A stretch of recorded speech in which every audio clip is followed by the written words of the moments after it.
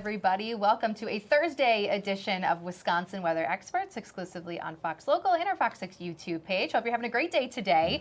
It is a bit dreary. We've had That's right. heavy rain earlier this morning in southern Wisconsin. It's supposed to be April showers, May flowers, Yes. but instead we've decided to do May heavy rain, apparently, because it really came down for a while this morning. Here's a great little bit of video we got sent to us from our partners over at Fox Weather, taken over in Fitchburg, Wisconsin. Just one of the many examples of some of the heavy rain. We appreciate Zachary O, one of our production assistants over at Fox Weather, for hooking us up with that. And you could probably put a camera in any corner of our viewing area and had a similar experience, picking up such a lot of rain in such a very short period of time. And our own chief meteorologist, Tom Walks, is actually here today in order to chat about this rain. Hi, guys. Hey, Thanks for good morning. coming in. Hopefully Yeah, it didn't wake you up because you work late. Right? I'll be honest, I slept through most of it. Okay, good. Okay, that's good, though. Right. It's good sleeping weather. Yeah, right? it is. But we had seen this coming for a couple of days. We knew we were going to get soaked this morning, and so you wanted to come in and kind of dig deeper on that. Yeah, big push of rain this morning, right? And there's a lot of science behind why. In fact, should we take a look? This is wild. Take a look at our Midwest temperature map right now. Can we spot the warm 20 front? Yeah, degree really. difference. Look at Chicago, 66. Look at Cincinnati, 79 degrees. Yeah, of course. Milwaukee is 46 degrees. So there was a warm front just down to our south. So when the reason why we had all of that push of rain today, it's a process in meteorology that we call overrunning, or a more proper name for it is called isentropic lift. Yeah, that'll make you sound smart, right? Really rolls off the tongue there, Tom. Exactly, right? So that It's great for cocktail parties. Yeah. So that warm front down to the south, we have the warmer air, and of course we're in the cooler air here in southeastern Wisconsin. So scientifically, what's going on here? Well, we call this overrunning or isentropic lift, where that warm air is actually riding up and over the warmer air into the cooler air. So it's riding up and over the cooler air over us. That's called upglide, or what that's effectively doing is the air is rising, cooling, condensing, and creating that big plume of rain that we had this morning. So it actually has to do with the fact that it is warmer down to the south, and that push of warm air, while it doesn't make it here at the surface in Milwaukee and in southern Wisconsin, it is making it above us, and as that air is cooling, it is causing all of that rain. So that scientifically, guys, is why we've had so much rain around here this morning, because of this isentropic lift or overrunning type situation. Now that the warm front is going to be pushing away, the rain coming to an end. Yeah, kind of tapering off. A few more things to keep us busy on into Friday, but nothing like what we had this morning. I'm glad you were able to sleep through it. And part of the reason was, one of the things we didn't get, which was a possibility, was thunderstorms. You're right. Didn't really have anything on Right. Lightning Tracker all morning long, which was good, because as it was, we picked up about a half inch worth of rain in 1 hour. Wow, I mentioned yeah. a national 0.55, I believe. And had there been a thunderstorm to accentuate that intensity, could have been even more significant. So. Yeah, absolutely. But there were also other spots, and Tom, you probably know this. You're so familiar with Oklahoma. As we dive into our regional forecast here in just a bit, we are going to be talking about some heavy rain across some areas towards the south of us. So we saw heavy rain here, but over the last couple of days, parts of Oklahoma and Texas, record rainfall. So just to piggyback on some of the activity we have seen here locally, I mean, take it up a couple notches here. This is radar estimated rainfall. So again, it's showing some really distinct colors, but to go through some of the stats here, it's actually pretty incredible. And one thing I didn't put on here, I only talked about a 3-day totals in a handful of communities. If you were really to dive in on rainfall totals over the last week, over the last 7 days across parts of Oklahoma, they have picked up over 11 inches of rain in some spots over the last 7 days, which is just incredible. But Oklahoma City specifically, as of yesterday's additional rain, which they saw just over ½ inch of rain just yesterday, it pushed them to a new record for the month. So it is now the rainiest April, I know we've crossed into May now, rainiest April for Oklahoma City with over a foot of rain. In fact, I believe the latest total as of last night, 12.5 5 inches, I want to say, so just over a foot, which is pretty incredible. And the previous record was back in the 40s, and that was just over 11.9 inches. So the 3-day total, so factor in yesterday and of course the day before that for parts of Oklahoma here. Lawton, which is in southern Oklahoma, over 6.5 inches of rainfall over the last 3 days. That's crazy. Norman, Oklahoma, probably a more familiar name for you, over 5 inches over the last 3 days. In Oklahoma City, not as big of a total, but again, remember, they have seen 7 days worth of rainfall, and it's going to continue today and into tomorrow. I didn't highlight anyone across Texas, but you can still see some of those distinct colors. So the heavy rainfall, certainly as of the last couple of days, also in parts of northern Texas. And Oklahoma specifically, still plenty of flood headlines that are going to stay in effect here for quite some time, as a lot of that water needs to recede. In fact, it was this time yesterday that we were still watching that cluster of heavy rain across Oklahoma and Texas, and it barely moved into yesterday evening. Now, thankfully it's gone, but there is still more rain, more severe weather potential for today and even tomorrow.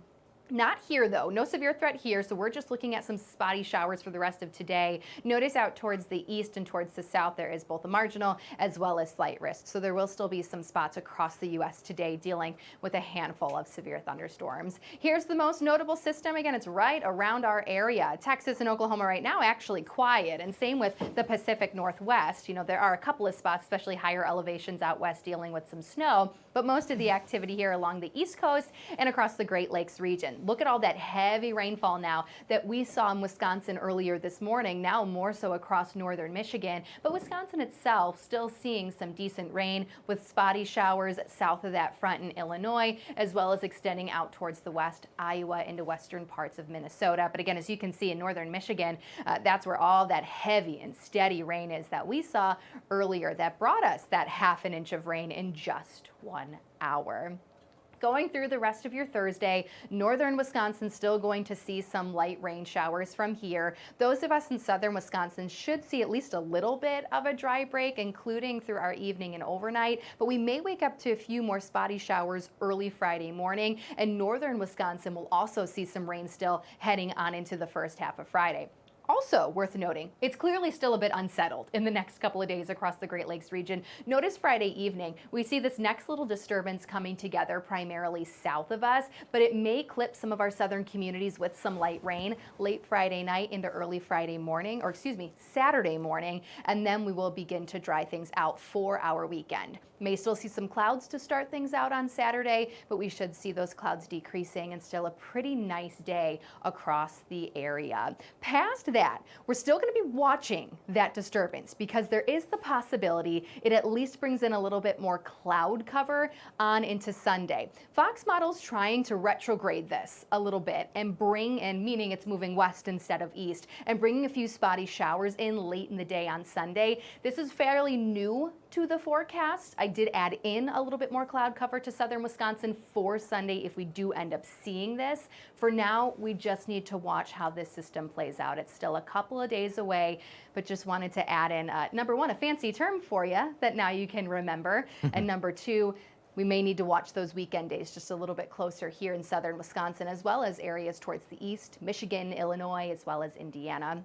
Let's talk temperatures. Forecast highs for today. All the heat is down towards the south. Still pretty warm just south of us, but here locally we'll be cooler with 50s in the forecast, but we'll warm up in the days ahead. A little cooler up towards the north where a lot of spots will stay in those upper 50s. Notice out west you see more of the 60s. We're still going to be gradually warming here pretty much day by day, with 60s arriving by the second half of the weekend. Now these are more so inland temperatures. Do expect a pesky light lake breeze to stick around the next couple of days, so that will keep lakeshore temperatures just a little bit cooler, even ahead into the weekend and early next week. So for example, Monday, Tuesday, lakeshore communities will likely be at least about 5-6 degrees cooler. But overall, we're still heading into a really nice trend. We still should see at least a few sunny days heading on into next week and pleasant temperatures. But for now, we're still going to be dealing with some of those spotty rain showers for today and at times Friday. Now, speaking of the rain, here's a live look outside in Milwaukee. Still wet. Rob, it's so dreary out there right now. Better days ahead, though, and we have plenty more to talk about here on our Wisconsin weather experts. Stay tuned.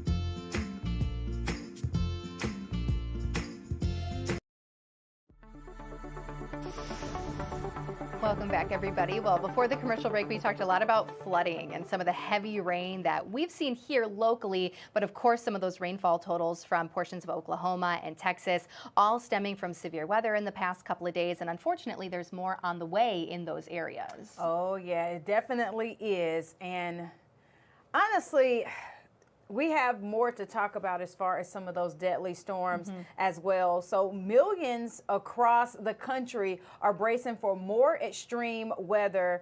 Even after severe storms are in store for multiple states this week, thousands of homes and businesses are still without power. Our Fox's Tanya J. Powers has more. Blowing that way. Blowing everywhere. Severe storms tearing across the U.S. this week, pummeling more than a dozen states with heavy rain, hail, and tornadoes. It is already clear that this is an unprecedented event. The system turning deadly in Pennsylvania on Tuesday. Multiple people were killed when near hurricane force wind gusts hit Pittsburgh, uprooting trees and bringing down power lines. Hundreds of thousands of customers in the area lost electricity. Officials say additional utility crews are moving in to help restore service. Remain calm, be kind to one another, have patience as our crews work diligently to restore critical services and take care of one another as we get through this together. And in the Midwest, more than 9 million people remained under flash flood warnings on Wednesday, one day after tornadoes ripped off roofs and damaged vehicles. I got the storm warning on my phone. I reached over, I clicked OK, and the walls to my house literally felt like they were going to collapse on me. In Missouri, the conditions forced some local schools into FEMA shelters, and local officials say high water delayed some first responders from getting to hard-hit areas. The fire department was basically flooded in their building down there, so they had to call in outside resources to help respond to these. Forecasters say another storm system will threaten folks from Texas to New York with damaging winds and hail on Thursday. In New York, Tanya J. Powers, Fox News. It's incredible just to see all of that low or all of that flowing water in all those low-lying areas. You know, it's number one, how fast it's flowing. Yeah. Number two, just how much devastation rain like that can do. I know, and it's tricky because you'll look at the water going, you don't think that it's going to sweep you off your feet. Right. But because it's moving so fast, it definitely will sneak up on you. You got to be careful and just turn around so, you know, instead of going and thinking that you can make it through the water. Yeah, great advice, of course. Well, we in Southeast Wisconsin and Wisconsin as a whole, of course, have seen our own share of severe weather and heavy rainfall. I mean, we just saw it earlier this morning. Chief Meteorologist Rob Haswell had a great opportunity to sit down with the National Weather Service's senior hydrologist, Sarah Marcourt, on Wednesday to talk about the season so far and how it's impacting drought conditions and area rivers. Take a listen.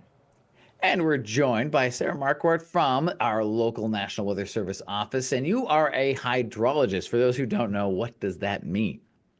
So I monitor all the hydrology, the water conditions, and assess our flood potential, but then also assess whether it's been dry and the drought potential.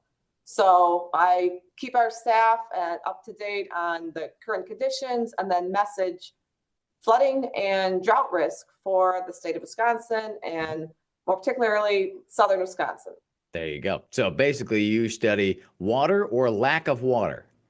That's right. That's what it comes down to. Now, we've had an interesting few weeks and months for you because we were pretty dry in the winter, had a full-on snow drought going for a while. Now, all of a sudden, we are breaking that and getting quite a bit of rain. So what have you seen in the past 4 months, almost 5 months now? That's right. It was very dry. We had drought conditions back in last fall across southeast Wisconsin and really much of the state. And it was dry over the fall. It was also dry this winter. As you mentioned, we didn't have much snowfall at all. We had really not even a snowpack toward the end of winter when we typically would have snow on the ground. So we didn't have much snow. So we were very dry. And then things changed. In March, it was very wet. We had 3 to 4 inches of rain across southern Wisconsin. We had above average precipitation for the month. Now into April, things have calmed down a little bit. We've had rain hit or miss, but we're actually a little bit on the dry side. So we've had a lot of ups and downs over the past several months. Obviously, on Monday, the northern half of the state got quite a bit of rain, but those quicker bursts aren't the steady rain that kind of helps out with the drought conditions. Now, one of the upsides of us being dry and not having a ton of snow is that we haven't seen the same impact on our rivers that we would have otherwise when things started to get wet, right?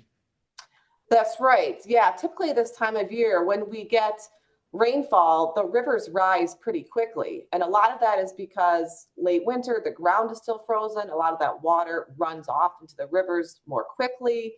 And the vegetation is still dormant. The grass is still coming out of dormancy. It's not growing yet. So a lot of times in March and April, we see rivers running quite a bit higher because of all that extra runoff from that moisture, from rainfall and melting snow.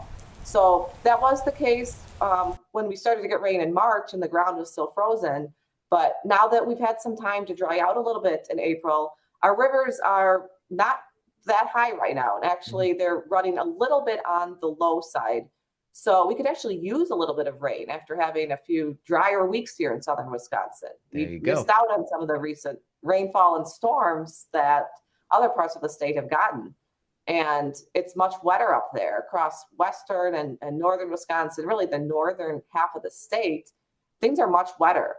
The rivers are running above average. The soils are pretty saturated. So things are much different up there than they are down here in southern Wisconsin. Yeah, northern, even the north half of central Wisconsin, certainly soggier with the higher rivers, and then we've been pretty low here.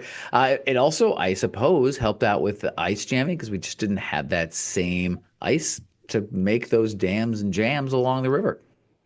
That's right. Yeah, we didn't see a lot of that this year. The snow and ice kind of melted gradually, and we didn't have a rapid warm up, which can cause ice to jam up in the rivers. So luckily, we didn't have too much of that this year. That is a benefit for sure. All right, so we've talked a bit about the past and the present. Let's go into the future. What are you seeing down the road? What are you watching for? So we are expecting some rain tonight into Thursday, and that's actually going to be beneficial rain for southern Wisconsin, where we haven't gotten too much lately. We are looking at about a widespread ½ inch or so across southeast Wisconsin. Some areas who get the heavier downpours may see closer to an inch, maybe a little bit more. And that's really going to make up our deficit for the month and put us back where we should be. And that's good timing for rainfall now. I've noticed some farmers are starting to plant, and the soils need some moisture after being dry the past few weeks. So this is timely rainfall. We could use a little bit to make up our deficits. And this is kind of just what we need. It's not going to be too much. It shouldn't cause too many issues. We could have some heavier downpours, maybe some ponding in those urban areas, but really this is going to be a beneficial rainfall to really make up some of those deficits over the past 30 days. There you go, which is quite nice. And just kind of on the last note here, as we look ahead, planting season starting very soon for gardeners and obviously for farmers. And then as we get into the summer, what are the typical trends that you tend to look for as we move out of meteorological spring and into summer? So some of our longer range forecasts indicate somewhat of a drier pattern for the next couple weeks. So that's another reason why this rainfall tonight and tomorrow is very important. That after that, we're looking drier for next week and actually milder too, warmer temperatures. So that's kind of getting into planting season. That's a good thing for that. But we will need to watch that we continue to get that moisture because we are looking drier. And the longer range forecast models, we have ENSO neutral conditions right now, which means there's really not one big signal one way or the other for warm or dry or wet or warm or cool temperatures. There's really not a big signal one way or the other. So really Mother Nature is going to do what she does. There's really some years, there's a little bit more predictability in those longer range. If we were on a full-fledged La Nina or El Nino pattern, then it'd be, a little bit more of a, obvious trend one way or the other. But like you said, we're in a neutral pattern right now, which in some ways makes your job more challenging. That's right. Yeah, right. When sometimes there's a signal and, we could predict something and that's something we could message. But right now, there's really not much of a signal. So in the more shorter term, after the rain and cooler weather these next few days, next week is looking warmer and drier. There you go. Well, thank you so much for joining us. We'll check back in as we get into the summer, and we'll keep an eye on the water levels there and watch our gardens grow together, hopefully. All right, great. Thanks, Rob. Great information there. It's also just so nice to see how green the grass is, seeing all those flowers starting to bud. It's what we look forward to here in Wisconsin, spring and eventually summer. All right, we have plenty more to talk about after the break. For now, let's take a live look outside. More rain in the next couple of hours, but we will dry out heading into the weekend. We'll be right back.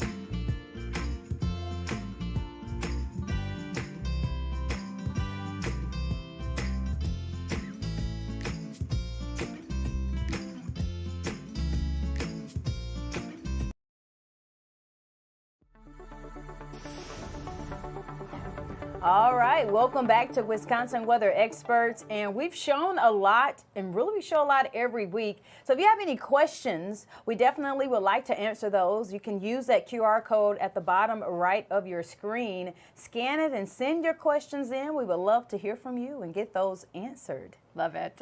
Okay, and finally this afternoon, I can't help but chuckle, but I do understand how annoying this would be. There is a pesky woodpecker who is ditching the trees and finding new objects to bang its beak on repeatedly. So this is in Massachusetts, Rockport, Massachusetts. People are doing whatever necessary to protect their car mirrors after a woodpecker destroyed 25 in the last 4 weeks. They first noticed a problem when car mirrors around the neighborhood were adjusted and assumed it was just a child or someone trying to have fun. But one resident's sister-in-law caught the woodpecker drumming away at one of the car mirrors. Look at that video. That is so funny. And those birds can be pretty big too.